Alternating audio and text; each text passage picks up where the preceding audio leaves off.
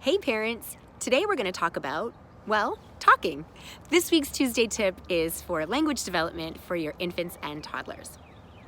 Typically, unless it's an adoption or a fostering situation, kids arrive in their parents' lives when they're really, really little, and their communication is pretty basic. They're crying or they're not crying. And parents figure out really quickly what the cries mean and how to meet their kids' needs proactively. And over time, they get even better at figuring out what the facial expressions mean and the body language means, and then you're meeting their needs really consistently. And that's amazing. The only hard part is that because you've gotten so good at meeting their needs, they don't have the opportunity to start expressing themselves, even when they are capable of more sophisticated communication. For example, by the time your little one is about 12 months old, they're ready to start pointing, so they can communicate preference between two items. So for example, when you're making breakfast, you could ask them, hold up two different colors of cups, and you could say, "Johnny, do you want your milk in the red cup or the blue cup?"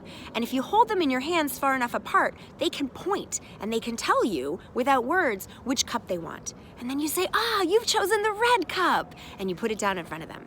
You can do this with clothing. Do you want to wear your Spider-Man shirt or your Wonder Woman shirt? And if you're holding them up in your hands, or if they're sitting on the bed or the change table far enough away from each other, your child can point, and then you just rephrase what they've chosen.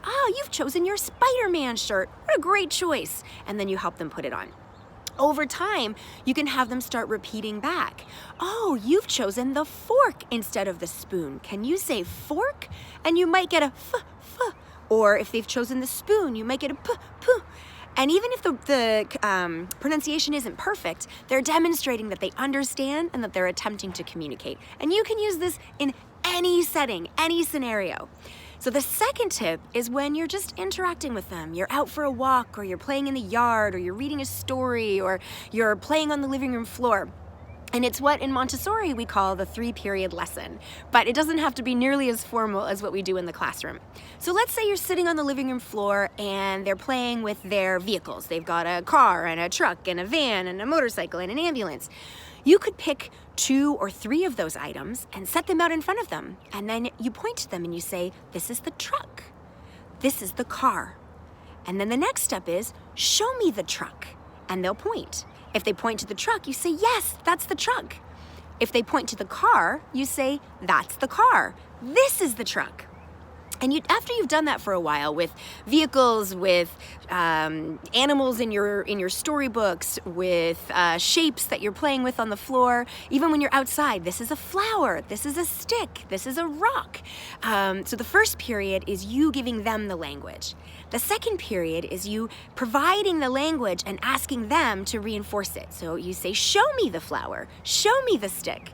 And then the third step is you'd point and you'd say, "What's this?" And of course, in order for them to be able to respond to the "what's this," they have to have more of the language. And that's why these 3 periods are really handy, because you start with the basic where you're telling them, then you move on to giving them the language and them reinforcing it, and then the final step is them being able to produce it themselves.